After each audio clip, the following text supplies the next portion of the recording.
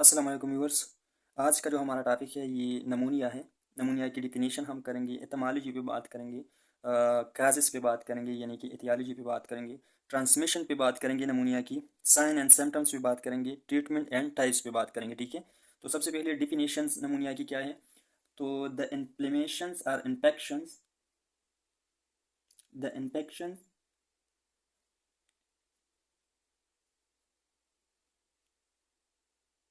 the infection that cause or inflame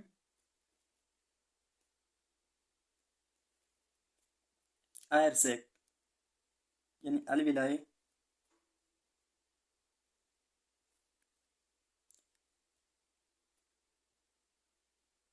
in one or both lungs.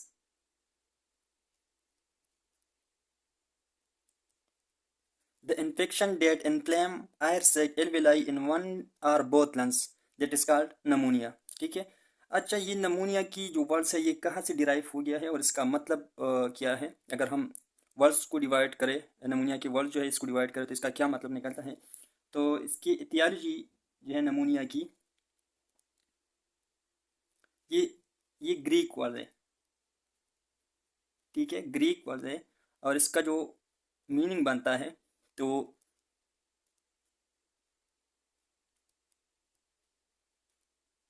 नमून का मतलब है lungs और ओनिया का मतलब है फीवर। तो वर्ड से भी अंदाज़ा लगा सकते हैं और से भी आप इजीली डिफिनेशन बना सकते हैं। ठीक है। अच्छा, इसकी काज से पहले, ट्रांसलेशन से पहले इस डायग्राम के थ्रू हम थोड़ा बहुत समझाएंगे, समझाने की कोशिश करेंगे। ठीक है, ताकि हमें इजी समझ आ सके। यहाँ पे ये जो डायग्राम है इसमें अलविलाई दिखाई दे रहा है। ठीक है, तो इसको हम बड़ा करके ये जो जाल बनी हुई है इससे एक छोटी सी पार्ट अलविलाई की हमने बड़ा बनाया है मैंने। ठीक है, तो इसके थ्रू मैं आपको समझाने की कोशिश करूँगा। यहाँ से जो है यहाँ से ब्लड वेसल होते हैं यहाँ पे। ठीक है, जिसको हम कैपिलरीज कहते हैं। ये कैपिलरीज मुख्तलिफ पार्ट से ब्लड लेकर आते हैं और वो ब्लड जो है डी ऑक्सीजनेटेड होते हैं, उसमें कार्बन की ज़्यादा मकदार होती है। ठीक है।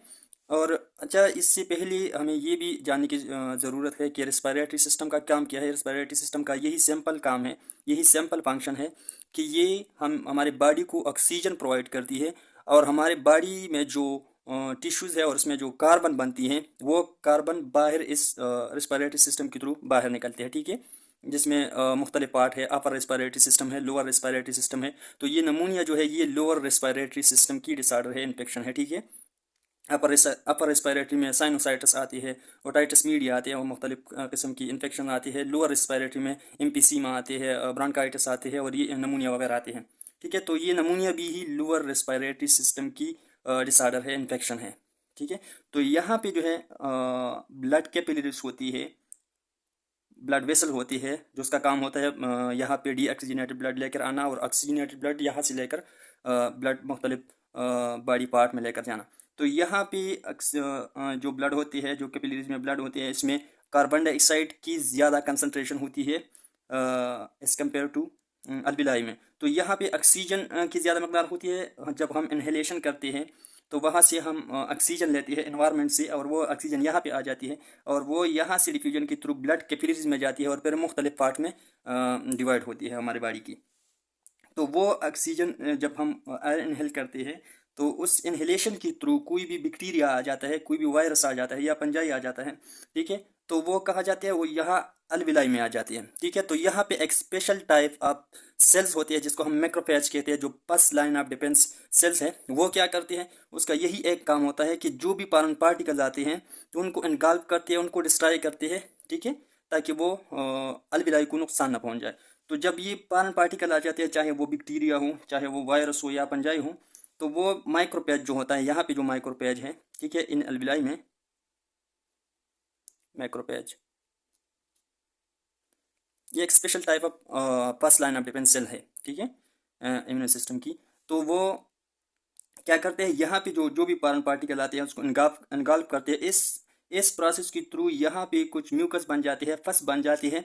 उसकी वजह से ये जो अलविलाई है, ये जो अलविलाई है, ब्लड सेक्स सॉरी आयर सेक्स है, तो ये क्या हो जाते हैं, ये बढ़ जाते हैं, फेल हो जाती है। यहाँ पे पस की या फ्लूइड की एकमुलेशन हो जाती है।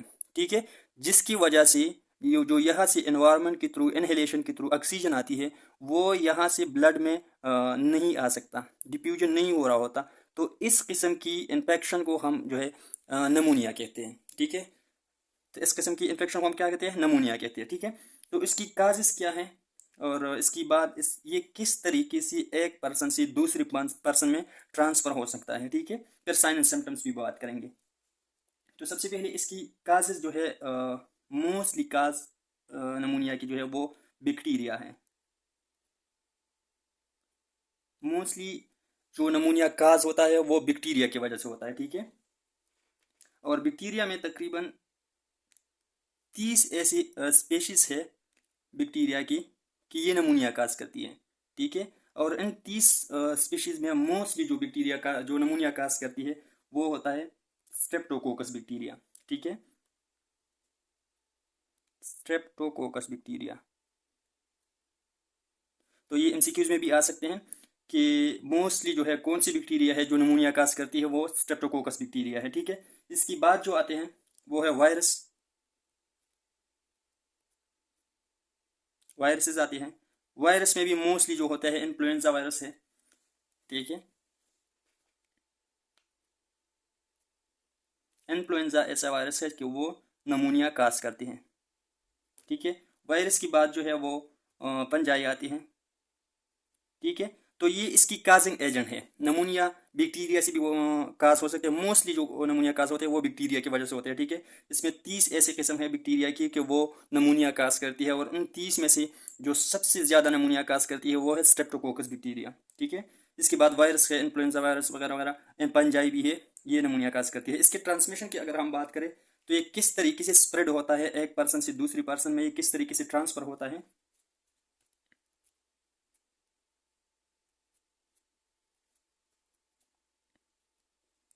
Spread by droplet.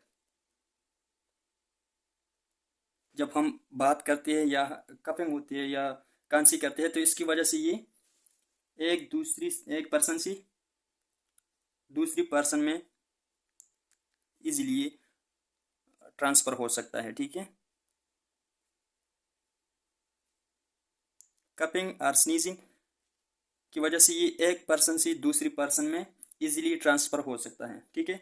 अगर हम इसकी साइन एंड सिम्टम्स पे बात करें, नमूनिया की साइन एंड सिम्टम्स क्या है। अच्छा, ये एक लंग्स में भी हो सकते हैं, दूसरी लंग में भी हो सकते हैं, और सारे लंग्स को भी ये इन्फेक्ट कर सकता है, ठीक है। एक लोग को नहीं, या एक स्पेसिफिक जगह को नहीं, ये सारे लंग्स को भी इन्फेक्ट कर सकता है, या एक एल्वेलाई को नहीं, ठीक है। अगर इसकी हम साइन एंड सिम्टम्स की बात करें तो साइन एंड सिम्टम्स जो है इसमें आता है हाई फीवर आते हैं,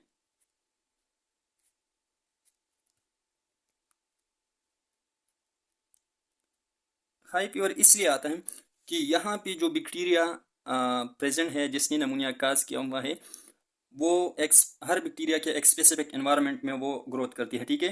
तो ये जो फीवर हाई होती है तो इससे हमारा जो ब्लड प्रेशर है वो हाई हो जाता है, ठीक है। तो इसकी वजह से जो हमारा बॉडी के टेम्परेचर है वो हाई हो जाता है, और उस वजह से ये यहाँ पे जो बैक्टीरिया होता है उसकी डेथ होने की चांसेस बढ़ जाती है। तो इस वजह से हाई फीवर होता है। इसके साथ साथ जो होता है चेस्ट पेन होता है, चेस्ट पेन, ये भी साइन सिम्टम है नमूनिया की, ठीक है। इसके बाद जो है कपिंग होता है।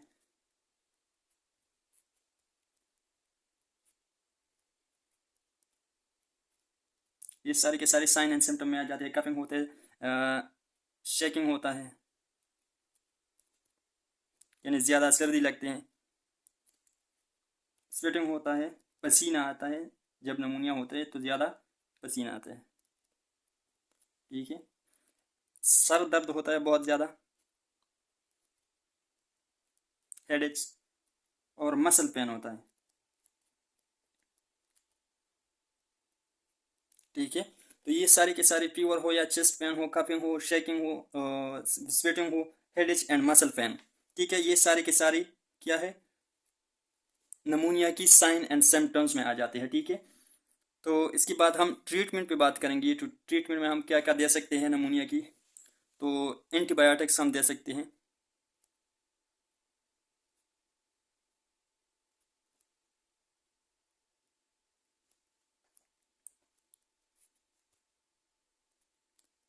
इसमें एंटी बैक्टीरियल आते हैं,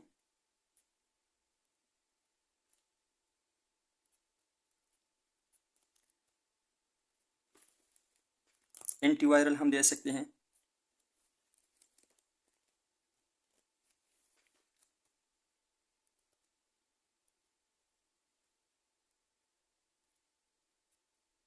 ठीक है। इसमें एंटीवायरल में हम एंटी सीरप वगैरह दे सकते हैं, ठीक है। एंटी पंजाई दे सकते हैं,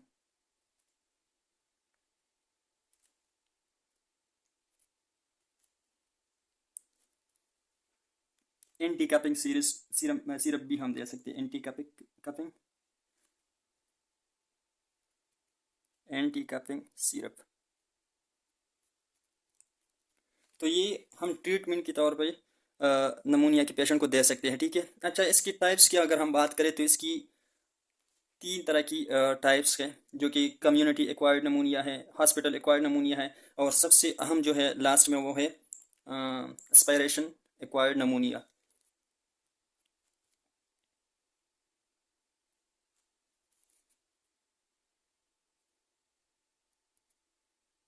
कम्युनिटी एक्वायर्ड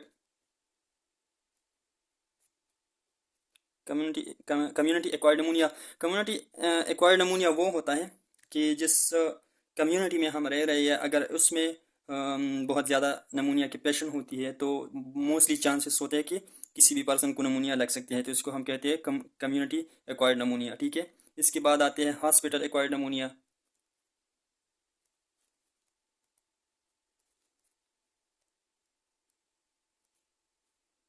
हॉस्पिटल एक्वायर्ड नमूनिया वो होता है कि अगर कोई पर्सन किसी भी बीमारी की वजह से, किसी भी डिजीज़ की वजह से हॉस्पिटल में एडमिट है, और वहाँ पे अगर उसको वेंटिलेटर लगाते हैं या कोई भी ऐसी डिवाइस है कि वो उसमें नमूनिया की जो बैक्टीरिया वगैरह है ये वहाँ पे प्रेजेंट है, तो भी पेशेंट को नमूनिया हो सकता है, ठीक है। तो इसको कहते हैं हॉस्पिटल एक्वायर्ड नमूनिया।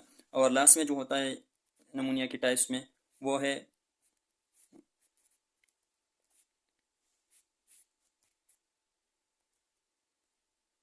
स्पायरेशन स्पायरेशन नमूनिया।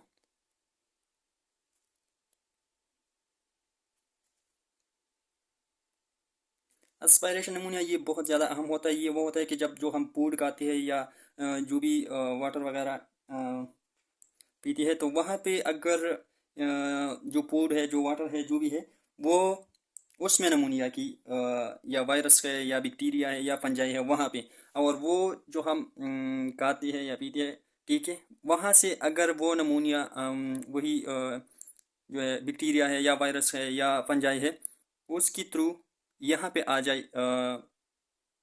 अलविलाई में, और वह उसकी वजह से अगर ये इन्फ्लेमेशन पैदा हो जाए तो उसको हम कहते हैं एस्पायरेशन नमूनिया, ठीक है। तो ये थे कुछ शार्ट से लेक्चर नमूनिया के बारे में, जिसपे हमने डिफिनेशन की, एटमोलॉजी की बात की, ठीक है। एटियोलॉजी यानी काजिस पे बात की, जिसमें बैक्टीरिया आते हैं, स्ट्रेप्टोकोकस वगैरह वगैरह पंजाई आते हैं, ट्रांसमिशन पे बात की, sign and symptoms and treatment पे बात की, और लास्ट में हमने टाइप्स को डिस्कस किया, ठीक है। तो ये शॉर्ट सा लेक्चर था। अगर आपको लेक्चर पसंद आ गया है तो वीडियो को ज़रूर लाइक करें, अपने दोस्तों के भी साथ शेयर करें, और चैनल को सब्सक्राइब करना ना भूलिए, ठीक है। इंशाल्लाह मिलते हैं नेक्स्ट वीडियो में, तब तक के लिए अल्लाह हाफिज़।